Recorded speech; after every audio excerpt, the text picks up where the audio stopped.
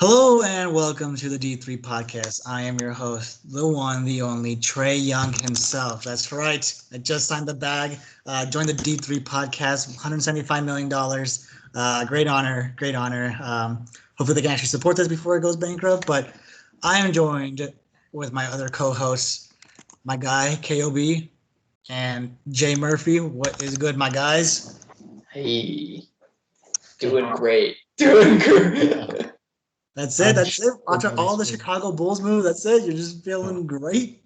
No, you're right. I'm very, very hyped and I'm excited to talk about it. I'm going to be unbearable.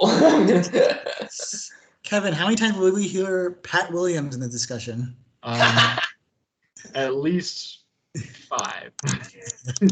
Let's just say not nearly enough. But Kevin, we have also great news. Lake Show is back.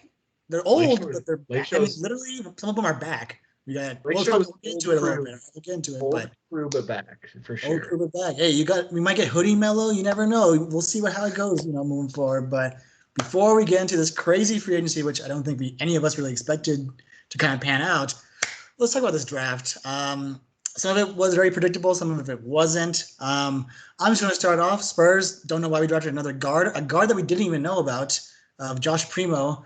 But I mean, the Spurs page, they already made Josh Optimus Primo. So I'm, 7 out of 10 out of there. But guys, overall thoughts on this draft, biggest moves. Who did the biggest move here? Biggest loser besides my Spurs. Don't talk about my Spurs. Only I can roast my Spurs. Yeah. I think kind of the weirdest draft was probably the Warriors. I've come around. I've heard enough people talk about the Scotty Barnes at 4 pick that I'm letting myself give the Raptors a little bit of the benefit of the doubt, even though I think it's kind of deranged.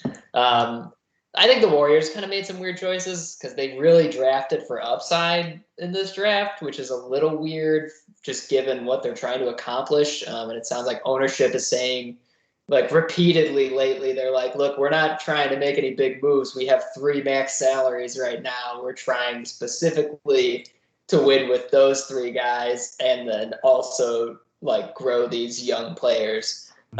So I don't know. I thought it was weird. If Jonathan Kuminga works out for them, that's huge. It's the same story with James Wiseman, and Moses Moody could develop into a good piece, but it's a little weird that they're drafting for upside, just given what they're trying to accomplish right now. They really zigged when everyone thought they were going to do something totally different, and frankly trade their picks. A lot of people expected. So they're kind of my pick for the one that was a little bit confusing, I guess. Maybe not even bad, just I guess not what I expected. I'm going to say bad. I mean, I just feel like that was the whole discussion is that they're going to get someone. They don't want these picks. And I think everyone made note of them. They're like, fuck the Warriors, right? They got enough titles. It's our turn to shine. Let's keep our stars that don't want to be with us anymore. And let's see if we can get the 8th seed at this point. Obviously, Bradley Beal was a bust. The whole Ben Simmons thing with Joe Morey asking for – I'm just saying the Spurs had a really good offer, and it still probably wasn't enough. But all-star caliber and 4 first-round picks.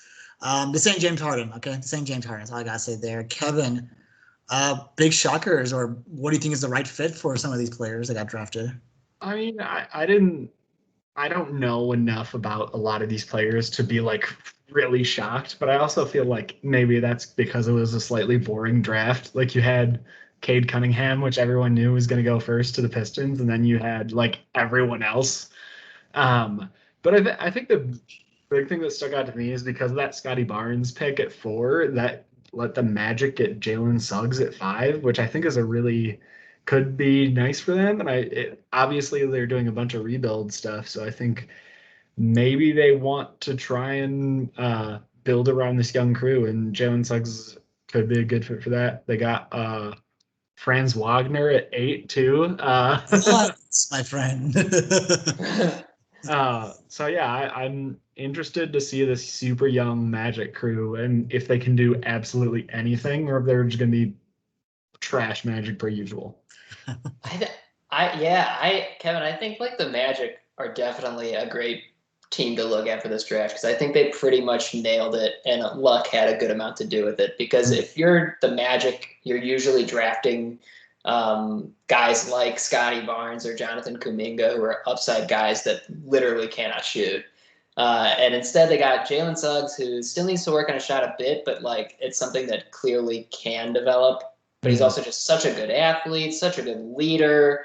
He's going to come in day one and probably be like an impactful guy for them, which is just like not something the Magic ever get. So this is great. These are the kind of guys that leave the Magic. So, so this is sick for them. And I would say, as we're talking about highlights, Sam, like, I think the two teams that really stood out for me in this draft were the Rockets and the Magic. But what do you think about what the Rockets did? Yeah, I was literally just going to bring it up. I think the Rockets fucking stole this draft, in my opinion. Yeah. They got they got three really good guys, in my opinion. I mean, I think I'm not sure how Alperen Sengun will work in the offense. I'm not really sure how most foreigners perform outside of like my team, for example, or like a team that's been really successful, like a Warriors team or stuff like that.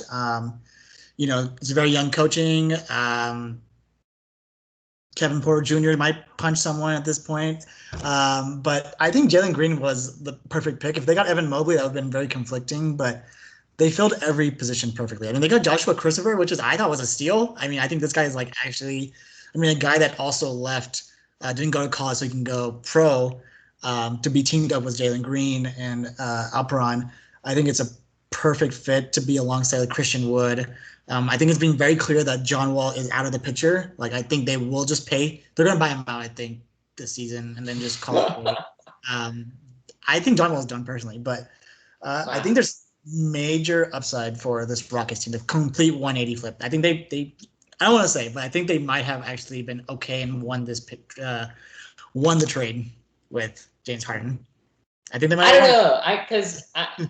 I'll say, like, I don't know. I think it's definitely too early to say that because none of these picks were like, I don't think any of these were the Brooklyn picks. So they definitely lucked out with the lottery, giving them Jalen Green, who had probably one of the sickest draft outfits we've seen. Absolutely ice cold. Dude looked crazy good. He was so cool. And he's going to be a star. Like, he should be a star. And so that's really exciting. And Şengün, like, is a great person to get at 16 because he's someone that I know analytics nerds and shit were like, this guy's the one. Like, he's got all the, like, he just like super efficient and really good, like back to the basket scorer, all that stuff. And then Usman Garuba, who was playing international ball. I think he was on Spain, and he was literally just like locking down actual all pros. Like, he was like, like, this guy is like not afraid of anyone. So they got another like hard-nosed defender on their team. Like, I definitely like this for the Rockets a lot. No, exactly. I definitely agree. But we all know, in my division, the biggest fuck up here was the New Orleans Pelicans. They got nothing out of this. The only game they've gained so far this free agency is the Jonas Valanciunas trade, I would say, maybe. And I don't even know if that's even complimentary at this point, because I feel like that because you have someone that's going to be eating up the paint, that already takes away like half of Zion's space, and that's not what he needs. He doesn't need another two people guarding him. I know he can bulldozer people, but we're not really helping this guy. He made it clear that he wanted Lonzo Ball back. Pelicans said, not really worth it. And they got some really shitty, I guess, cap space in the end, but even then it wasn't even much because it was on a rookie contract at this point. What do you think the Pelicans do next? Because this had so much potential, and I think it's completely fallen apart, in my opinion. I don't know. I think one thing that this offseason shows for sure is that they're very committed to Point Zion, which I think is sick because it was a lot of fun to watch him do that. He is a good passer, and he has a decent enough handle that he can initiate offense from the top there. No one can stop him when he's driving. So it'll be fun. But I don't know, unless he takes like a pretty big leap and maybe even starts actually playing defense, they're definitely like maybe looking worse, actually. Like, because Valanciunas is probably like a slightly better fit than Steven Adams, but he's not really like a very good defender. can't like, yeah, it's not like, it's definitely not seamless. Like it's very slightly better. So I don't know. I really don't know what they do from here. It looks pretty bad. And I don't know if they're going to be able to. I definitely don't think they're ever going to lure a free agent to come play there. So it's really like, wow, they are going to have to start trading some Lakers and Bucks picks ASAP because it is dicey. Yeah, the same like 2K, GM mode. We have to deal with the emotions. When we play, we just get all the assets. We don't care if we draft 7 point guards in the same draft. They're gonna take it and they're gonna like it. Kevin, with that being said, the Pelicans not really making any moves at this draft. I mean, Zaire Williams was a very surprising pick, and I don't think is what you needed. You should have traded out, in my opinion, as John mentioned. But what are we seeing with Zion? Is he going to be one of those rookie free agents who just opts out and does not want to sign, just takes a qualifying offer? I don't know, because if I was Zion, I wouldn't want to stay on this team.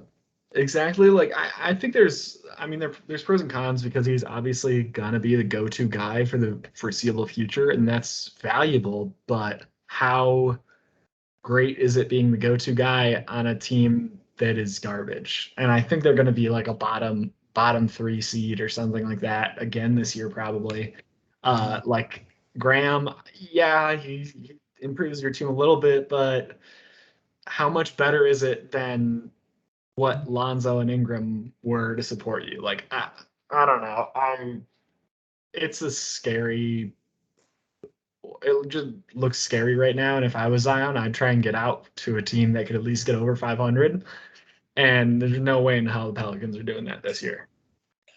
I agree. And I think we're seeing it. It was the big four with Drew Holiday, Lonzo, Brandon Ingram, and Zion. To a gun, I'm telling you, I think first off, out of all those four, Brandon Ingram should have been traded because he was at his highest, and we saw that. And it's the one person that needed to be traded because he is not the perfect fit for him. I know they can score complimentary in a way, but I don't think that excels Zion's gameplay at all. They need real scorers. You can't have Eric Bledsoe in the corner because we saw him with the Bucks, Kevin. He can't nail down big shots. Can't nail down any shot at this point, but we'll just have to see. I mean, talking about the Pelicans, let's just jump into this crazy free agency. I think we just didn't realize how many names were out there that weren't like huge names, but they were like, oh, these guys are a solid role player. Like, this actually be a really good move. Let's just jump into it. I know Midwest towns over here, Chicago, they're vibing. Bucks, hey, they got the championship, and now Bulls are like, hey, no more Last Dance. We're done with that, all right? No one's going to remember us for the Last Dance. We're here. John, why don't you just give us the recap? This is your day. It's pretty thrilling. The Bulls did exactly what we've been hoping they would do for so long now, which is they got Lonzo Ball in a sign and trade. All they had to do was send Tomas Satoransky, Garrett Temple, and a second-round pick, and they get Lonzo Ball for 4 years on only $85 million a year, which like isn't crazy. Like that's a pretty decent. That feels like a pretty solid value for Lonzo. And then also just the trade, they got him for nothing. So so again, the Pelicans really fumbled the bag there, but the Bulls really swooped in and made that work for them. They got Alex Caruso for 4 years, $37 million. That's a great bench piece. He's going to be a really, really useful bench piece, especially because defense on this team is going to be a little questionable. So Caruso is going to be good to shore that up. He's a good shooter, always plays in his role. It's going to be fun. And then finally, we got DeMar DeRozan. Also, I think 3 years. I think also $85 million, so a little more expensive. But we had to lose Thad Young, which is a little bit of a bummer just for our big depth and a first-round pick. So our lineup right now, for those at home, we're talking Lonzo Ball, who is like 6'5", 6'6" point guard, can defend, pass, shoot. You got Zach LaVine, 6'5". You have DeMar DeRozan, who's probably like 6'6", 6'7", or something like that. Yeah. And then you got Pat Williams and you got Nikola Vucevic. So you're talking a ton of shooting, a ton of playmaking, a ton of scoring, not a lot of defense. This is going to be the most fun Bulls team that I've seen in damn near a decade at this point. So this is really exciting. And honestly, like I said it in the group chat, I'll say it again. This team, like if Pat Williams becomes an all-star, maybe not this year, maybe even not next year, but if he can make it happen in year 3 of this like set of deals for folks, we're looking at a title contender. Like that's for real. That's what I think. So I think this team is legit. And granted, I think they're going to be fun, probably like a second round out this year, because I really think they're going to be feisty and I think they're going to be tough to stop and defend with all the passing and everything that they have on this team. They have no depth at center at all. I don't know what they're going to do to fill those spots because it is barren, but they still can sign and trade Lauri Markkanen. There's still space for that. So there's moves to be made. This is the most fun Bulls offseason of my entire life. Thank God we finally fired Garpax. I was questioning Arturas after the Vooch trade. Looked a little messy. Now I'm on board. This is going to be legitimately really fun. So yeah, this is sick. No, exactly. I mean, Kevin, I know we talked a little bit outside. I mean, no one really had an answer, but why has this become such an attraction point? And to be honest, I think we're all surprised because it's Zach LaVine, it's Nikola Vucevic, who we don't really think is oh man, this is a dynamic duo. This is these guys are the guys I want to be with. We know it's a big market in the middle of the country, but it gets fucking cold there. I'm just saying the winters are not fun there. I don't know how Lonzo. I don't know how Lonzo's gonna be doing over there, but just very surprising. I know we talked LA is just super saturated with talent now.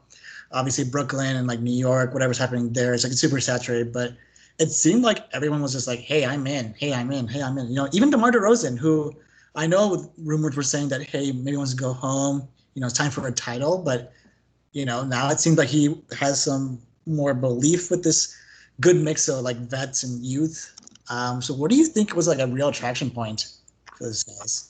I'm not sure, but I honestly think it was partly just a perfect storm of these not quite super popular star players like Lonzo, like DeRozan, and even Caruso. You could argue none of them are big names in the sense of they would be a main guy on the Lakers or they would be a main guy on the Nets or something like that. They're not those at that level, but they're the tier below.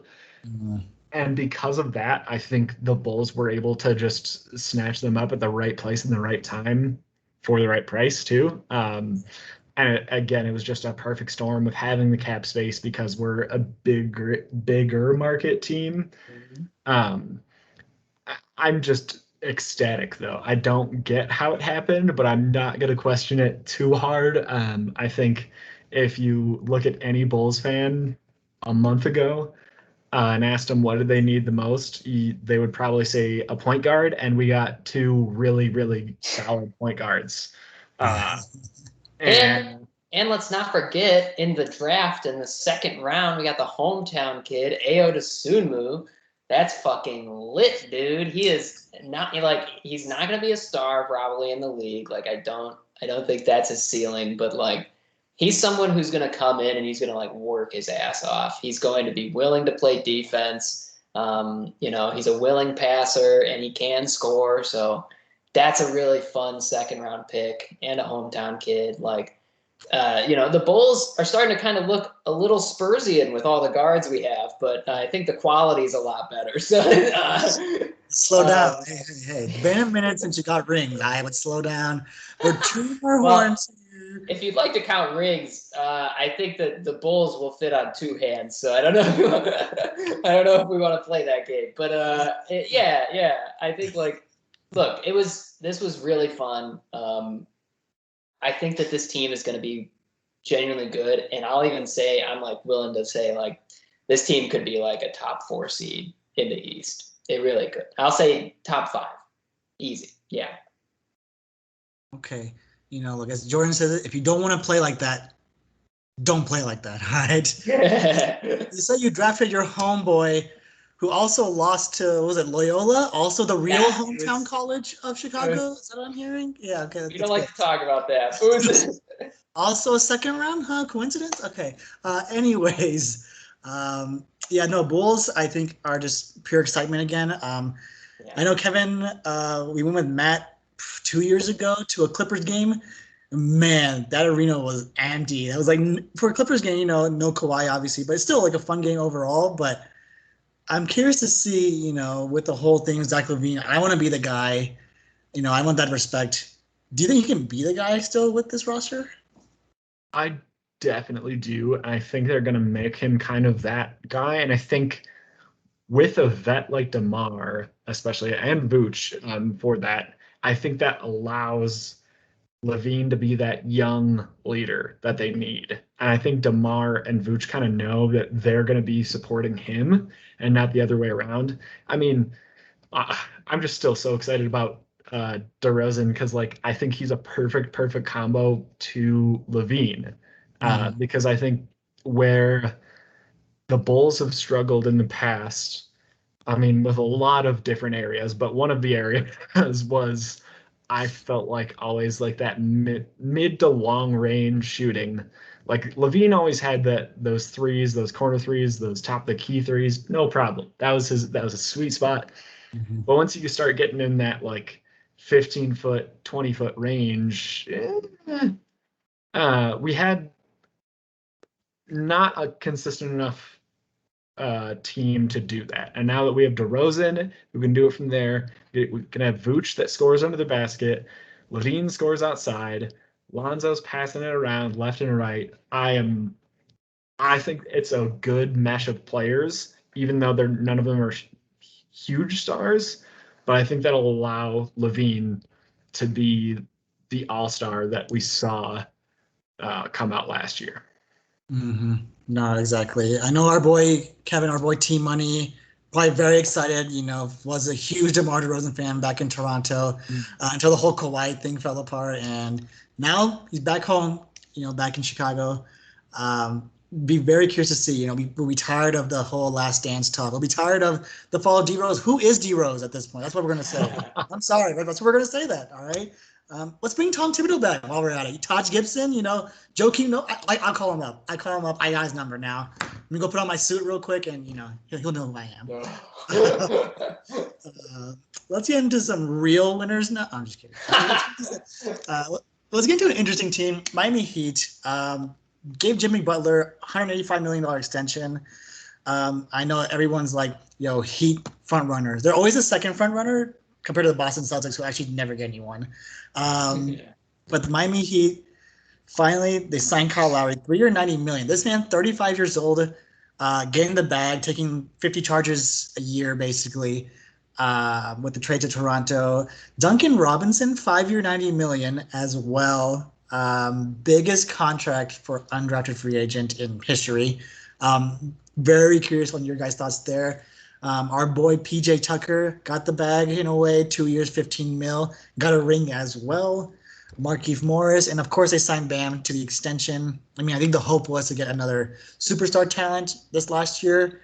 Obviously didn't pan out with Giannis signing the big extension with Milwaukee, but thoughts on the Miami Heat's resurgence, surprisingly not having to give up like Tyler Hero, like not having to give up any asset. I didn't see Precious Achua or anything like that. So what are you guys' thoughts on this Miami Heat's resurgence? I mean, are they guaranteed like a top 4 now? I think so, yeah. At least like for this year. They really loaded up. They're pretty good. And I think they have like enough dogs to just like really play well in the regular season. Or it could be like how they've been where like Jimmy needs to miss time, Kyle Lowry, he's been missing time. Like there could be problems like that too, but like that starting lineup that they have is really, really strong. And, Duncan Robinson, he got a real big bag, but when you can shoot it like he can, it's pretty worth it. And he's got good enough size that he doesn't just get flat out bullied on defense. So, he's that. I like this Heat team, and I think that they'll be a really tough out. I don't think that I don't believe in them as a title contender anymore after the embarrassment of this playoff run for them. But I think they're going to be really good. Yeah. I know. I feel you. I mean, like, I know you mentioned dogs. I mean, we got our boy PJ Tucker. Hopefully, he gives a dog speech. Maybe he gets in the locker room. Maybe it's motivating enough. Well, how about this? There's got to be some concern. Part of Heat culture, they always make sure you're slimming down, that you're your slimmest form you could be. They got Kyle Lowry and PJ Tucker there. Like, I don't know if they want to mess with that kind of thickness. And that could be a little bit of friction in the locker room. Yeah, I mean, if our boy Mickey D, if he starts slimming, he won't be able to take any charger. Like when he falls down, he'd be broken. That's glass at that point. And PJ doesn't listen to anyone. He's going to be fouling you the entire time. They won't call it because it's the finals, but hey, different story. But let's talk about the real winners, the New York Knicks. Am I right? Re-signing their guys. Alec Burks and Nerlens Noel, big mistakes on there.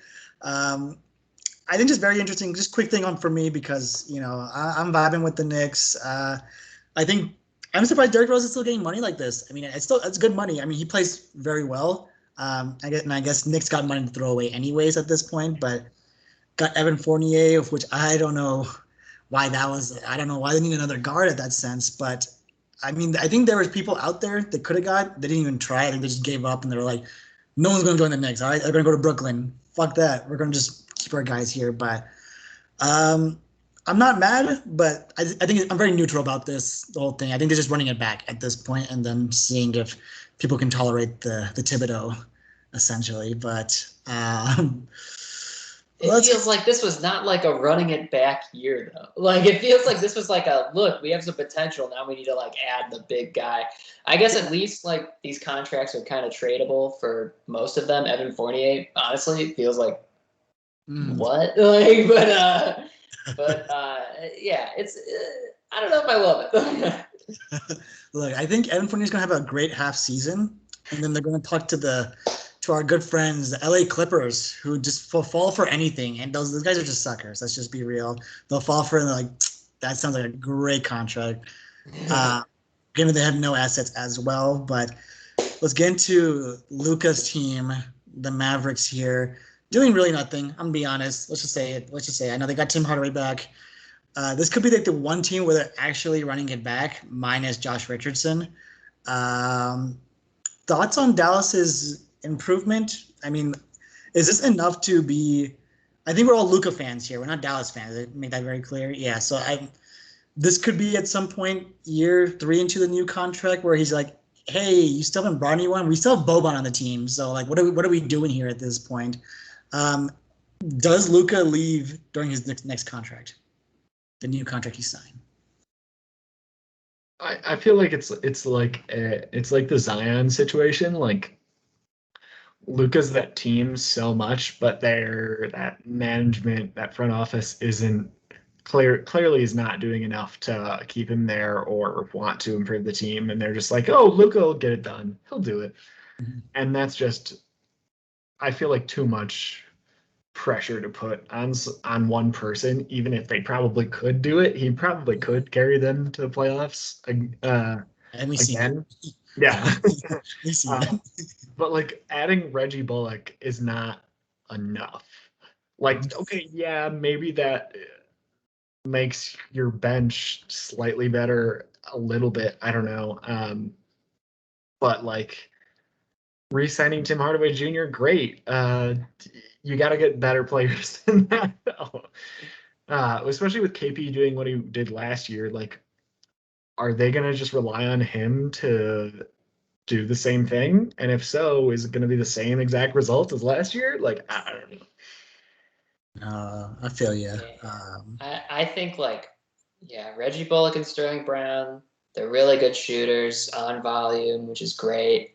But like, yeah, this does feel a little underwhelming. I'm gonna be honest, especially when like a couple of weeks ago there was that rumor that like Kawhi's taking him seriously, which no one really believed. But like, that's kind of like the people that they're trying to go after, and they haven't gotten any of them. The Mavericks are like, they never have success in free agency, so at some point Luka's probably going to be worried, like, hey, why does this never work out? We need to be able to like get these big signings. I'm a superstar. People should want to come play with me.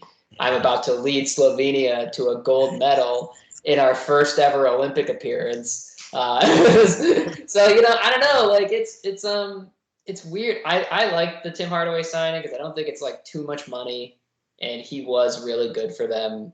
Honestly, better than KP, frankly, at points. And but it's a little lackluster. Yeah. No, for sure. I mean, Communist Murphy has entered the building. Very anti-US basketball propaganda over here. I think the two quick points here is that Luka's the winner. That's his attitude since like he's been like 12, 13, and he's always been winning. And we're seeing it. Like, I mean, he's carrying Slovenia. He's carrying a broken dragon all the way to this title run. And I think the second thing is they did the reverse with a Giannis thing, right? Giannis had the Jason Kidd and then got a more like a better coach. I think he's a better coach. I think Budenholzer, we all know, is a better coach. Obviously, I think he's had his mishaps because of, very metric based in terms of like minutes played. But this team went completely reverse, where they had a great coach like Carlisle who thought, I can't handle. I'm going to be honest. I think Luka can be diva-ish in a lot of his methods. And I think he has fair right to in a lot of places. But now they got Jason Kidd, who I think is going to inflate his ego too much, in my opinion. And I think that's going to push it. That's going to push Luka out now because he knows he's going to be all that for sure. Basically, he's just solidifying that, hey, I am going to be the greatest, so I need to go to a place that's going to respect me for being the greatest. And I'm feeling it's going to be Miami. Miami's going to do something crazy. They're willing to give up Butler. I think they're going to do it. Jimmy's from Dallas. I'm just saying. Again, this is a clash of thickness. It doesn't make sense physically. Look, we're gonna make Pat Riley listen, all right? I know. I couldn't imagine Luka with like chiseled abs. I can imagine like one square ab, but I couldn't imagine like a four-pack. So, we'll see how the Dallas Mavericks do. But I think the biggest thing, and close to the Bulls of what they've done, the Lakers. And we forgot to even mention, because we didn't discuss it last time, Russell Westbrook was traded to the Lakers. Getting rid of KCP, Montrezl Harrell, and Kyle Kuzma. I think a second rounder for Russell Westbrook. And it was funny. I think I saw Kyle Kuzma post. It's like, yo, DC, like, let's run it. And Bradley Beal still has not liked or commented the photo of them together. So I don't blame Bradley Beal. I think he really should just been asking out at this point. But Lakers, they got Westbrook. They rebuilt like the Kobe Lakers, in my opinion. They got Trevor Ariza back. Ken Bazemore, Wayne Ellington. Dwight Howard came back because he was like, Philly's too much for me. I don't want to play under Doc Rivers. Malik Monk, our boy Hoodie Mello, Kendrick Nunn. A lot of people like took less money to join the Lakers. Kevin, as jumping back on your bandwagon now, after horrendous first round loss to the Ricky Rubio Suns. What is it? Are the Lakers for real now? Are they taking this very seriously? I think they made a lot of moves. We'll see if they pay off, but I think they were at least doing something about it. They saw that it wasn't working, the team they had last year, and they adjusted accordingly. And I think that's what you have to do. Whether it works or not, that was a good decision to start doing things. It's not like the Mavericks, who are going to run back KP Luka again for whatever year in a row and not do anything. This at least has a chance, especially with Russell. I think that he does add a lot to this team, especially with LeBron and AD. Like, I think having someone like Russ who can do so much, like, has so much versatility on that team, I think that is a huge, huge plus. The other guys like Dwight Howard, Trevor Ariza, some good bench players, I guess. Same with Melo, even. Like, Melo is doing pretty good last year. I don't think it's not like he's going to be playing 40 minutes a game, I don't think, but that's okay. For what they have, I think they have a good big three and a pretty decent bench. I think that's about all you can ask for. So it might not be exactly what they need, but it might be enough at least to get further than they did last year. I don't believe in them at all. I think Russell Westbrook is going to brick shots from parts of the floor that have been like previously unimagined. Like he's going to find ways to do things that frustrate LeBron James so thoroughly, and I can't wait to see it because it's going to be remarkable. So I'm not a believer in this at all, and I'm going to put it on the record, and that might end up really backfiring for me because I tend to be wrong about these things. But Hey, I mean, last time we all predicted Lakers finals didn't happen. Now we're saying no way, not gonna happen. Maybe we'll see them. I mean, I just feel like they've enlisted a lot of like bullies, in my opinion, and I think they kind of needed that because they know that Kuzma was not gonna fight. He's a little baby, okay? Kuzma got that baby face. Like, I'm a sucker punch him. I'm gonna be honest. And I'm glad they didn't re-sign like Schroeder to like $100 million. I don't think he was worth that at all, and it led to like signing like the people who can take all the hits, in my opinion. Dwight Howard was a menace. We all saw he was a menace to Jokic. You know the MVP couldn't handle him. All right. Hoodie Melo would be interesting. I don't know if they'll like unlock him to be a better scorer in some way. Just being, we never saw LeBron Melo play. I know D Wade. We know D Wade LeBron worked, back in the day. But I'm curious to see how this team does. I mean, Kendrick Nunn, being a young guy who probably could have got paid a lot more, said he took less. He took way less to join this team. I don't know if it's just the idea I want to play with LeBron. What's the whole deal here? But maybe they watched Space Jam 2 and they're like, let's make it happen right now. But let's get some smaller signings. The Utah Jazz, who we thought were one of the greatest teams to ever play the game, essentially. They re-signed Mike Conley to, I think, a very big contract for what I think he's worth. I know it's running it back, essentially. They signed Rudy Gay. I heard Joe Ingles may not be re-signed, might be going to the Warriors, which I think actually would be pretty good for them, in my opinion. But is this enough for the Jazz? I feel like we're just joking around. We're just wasting Mitchell's time at this point. I'll say my quick thoughts, and that it's that this is not enough, and it's going to just be the same. It'll be great in the regular season, and unless Donovan Mitchell takes like a big leap, and he's already been great, this is just going to end the same way that it does. Kevin, what are we doing with Rudy Gobert here? Supposed defensive player of the year, clearly can't play defense when it comes to when it actually matters. Is it time to send him back to France? I know we said that last time because that was coronavirus situation, but is it time to send him back to Paris? All 6 of his bags, Stifle Tower, just standing in the park. Is it time? Are we done with him? I mean, I think you can get a pretty penny for him because people love Rudy Gobert for some reason, even though I don't think he's as good as he's getting paid for. So I think even though his contract is huge, you could trade it to someone who's desperate for a literal just tall person. There's a lot of teams out there like that. I feel like Dallas might be one of them with KP being trash. But I'm sure they could dump off somewhere and get a lot of young guys, a lot of future picks or something like that. But I think it's at least worth considering and seeing if they can get other pieces, because clearly this Utah team is not working. Again, great in the regular season, not great in the postseason. Yeah. As our boy James Harden says, it's easy being tall. For me, I feel like the Jazz are the Pacers of the West. Where like, besides that, like, I mean, actually, I think that's accurate because I think we're seeing Donovan Mitchell be the younger Paul George, in my opinion, the rising, budding all-star. I don't want to say Rudy Gobert was like Roy Hibbert. I'd probably say he's they're obviously a better version of Roy Hibbert / maybe a David West at that point. And we all know who got traded out first. David West, Rudy Gobert, we'll see you soon.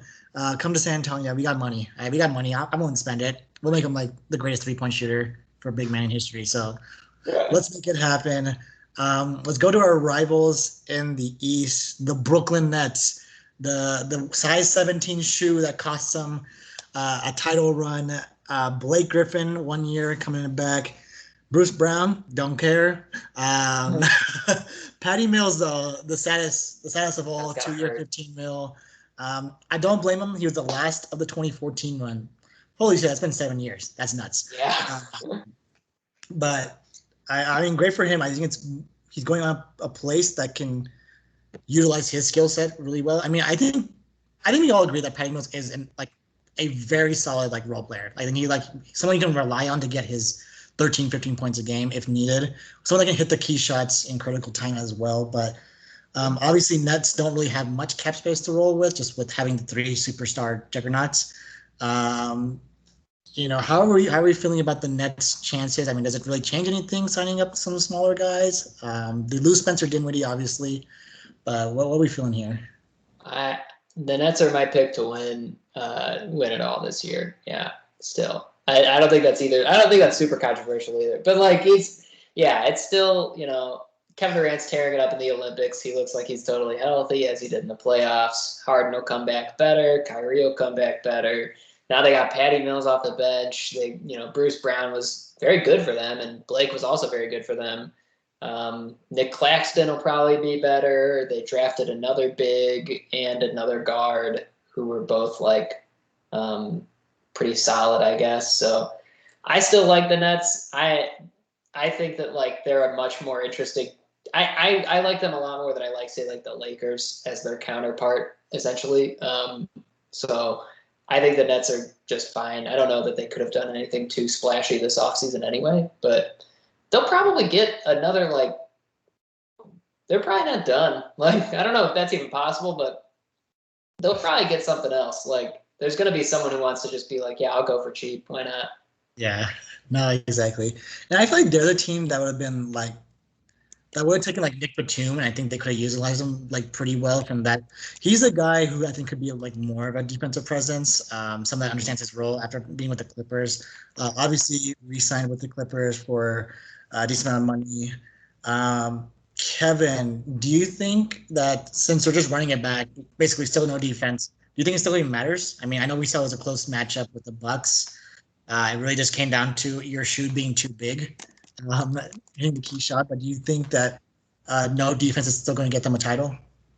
I mean, it'll still get them far. I don't know if it'll get them the title, but I think what they had was working. And yeah, they made a couple moves, but at the end of the day, Patty Mills instead of Dinwiddie isn't that big of a splash. Getting Bruce Brown and Blake Griffin again is great, but it's not that big of a deal. So it's still going to be the same team, but that same team was really, really good.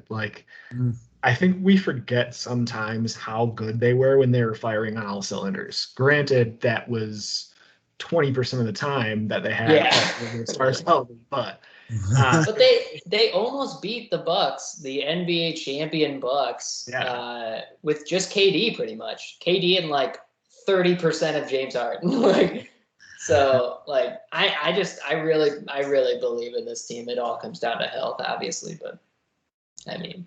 Well, I think it comes down to health and strip clubs at this point. I'm calling it, with the whole Corona craze dying off, especially with a lot of NBA players. James Harden's going to Miami ASAP right now, and he's in Paris right now. He vibing. He was detained by police, so it's not a good sign. I know, I'm just saying it's not a good sign when you're being detained overseas. I can't imagine what you're going to be doing, back in the States. Florida going crazy with the infection rates, hospitalizations. I'm not saying Harden's into that, but I'm just saying man's going to be in the clubs very soon. Extra thick, extra big smoothies with him.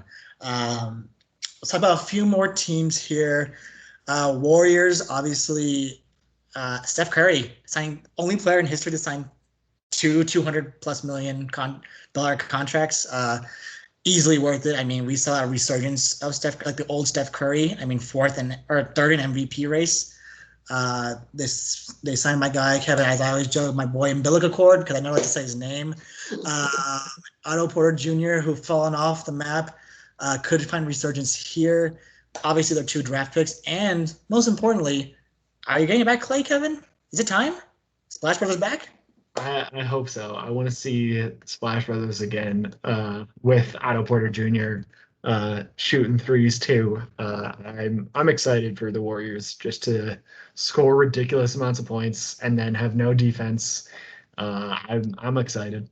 I'm just saying, Klay Thompson on ball defense. I'm just saying, pretty good. Andrew Wiggins actually was a good defender last year. Draymond, good defender. They got some. I for sure gave But They got some defense, but it still might be a little like it really does depend on what Clay looks like. Yeah. Okay, I see you. I see you. I mean, also, I mean, we're getting Draymond Green back in shape with the Olympics as well. I mean, I think we can all agree. I think Draymond never actually fell off. I think he knows his role, but I think he knows we know that it's not about the gameplay itself. It's about his like attitude and like bringing this. He's the glue piece for this team. You know, Steph's not as vocal. He's the guy who gets the job done. But in terms of getting these young guys, you know, on the same page, I think we all know Draymond Green is a very solid piece, and I think they're going to run with him until this team is completely done. So it'll be very interesting to see this Warriors resurgence. Ken, we got to talk about our Nuggets real quick. Didn't really do much. They got Will Barton, my boy Uncle Jeff Green. Austin Rivers, they didn't do anything big. Surprised no one wanted to come to, you know, the birth of Weed Nation, you know, the good Kush land, Ganja land. I found that they make a Candyland variation called Ganja land. Very interesting to know. But, you know, with Jamal Murray going to be gone, he got his surgery done. I mean, he's still going to be out until probably next physical year. Is this enough with our MVP boy, Nikola Jokic? Or are we going to get Suns and 4 guy back in our arena? I mean, I think they still have a lot with Jokic, but I don't think it's enough for now. I'll be interested to see when Jamal Murray comes back, but I don't know. It was tough to have Joker carry that whole team for so long in the playoffs. Like that was tough to watch. I want Michael Porter Jr. to take another step up, but I don't know.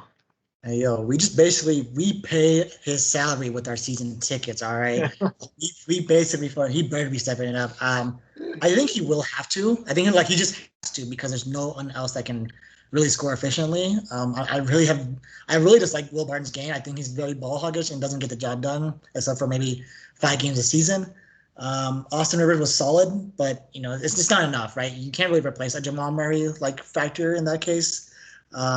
So I hope it doesn't boil down to like a frustrated Nikola Jokic, which we start seeing in the playoffs, just because he knows he doesn't have that other guy to rely on. I mean, that man was tired. All right, that guy was running 45 minutes, you know, a game at that point. But we'll have to see. Talk about my boy, the one, the only Trae Young, got his bag, 170 over 5. John Collins was offered 125 over 5. They're still mulling it over. I know they're trying to trade a lot of the young guys. Cam Reddish is on the market. I hear DeAndre Hunter, just because they can't handle this many young contracts all stacking up, you know, in the next year or so. What are our thoughts here with the Atlanta Hawks? Are we just running it back and it's going to be good for them, or they got lucky this year? I think a bit lucky. Yeah, I do.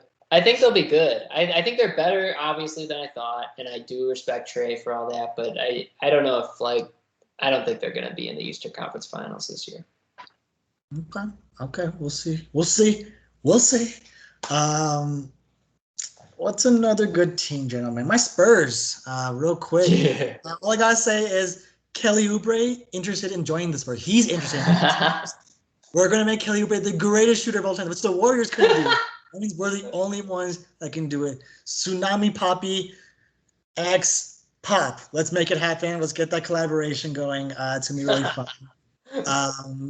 I think the last thing we should just end it with this nonsense before we talk about the standings for next season. Clippers, they got Batum. Serge Ibaka, smart man, took in his option, got like 14 million right there. No cap space at all with this team after overpaying Luke Kennard and then not playing him at all for most of the season. Obviously, Kawhi Leonard has not signed yet. Obviously, who wants to leave when you're the face of the organization? So he's going to most likely sign back, and he probably won't be back until near the end of the season. For next year, it's going to be a Paul George led team essentially. What are we seeing with this Clippers team? I mean, do we have any hope? Do we think these guys are legit? Do we think they can do anything? I think no. Honestly, no. Yeah, Kawhi's going to be gone the whole year. They didn't get DeMar DeRozan. I don't think any reinforcements are coming. I think it's going to be a tough year for the Clips. Good news for OKC, I guess. Oh man, they're gonna kill it. Yeah. Oh my God, I can't believe it. I mean, it's funny because any person that's from LA, they all grew up as a Laker boy, so they know they're not coming back as a Clipper. Maybe say it's Kawhi. Kawhi was the only odd because he's a Terminator, he's a robot. He's the hipster. I think he's actually a hipster inside. I think he's a guy who, he wears glasses. He wears a fedora, enjoys a good coffee, on a Sunday brunch time.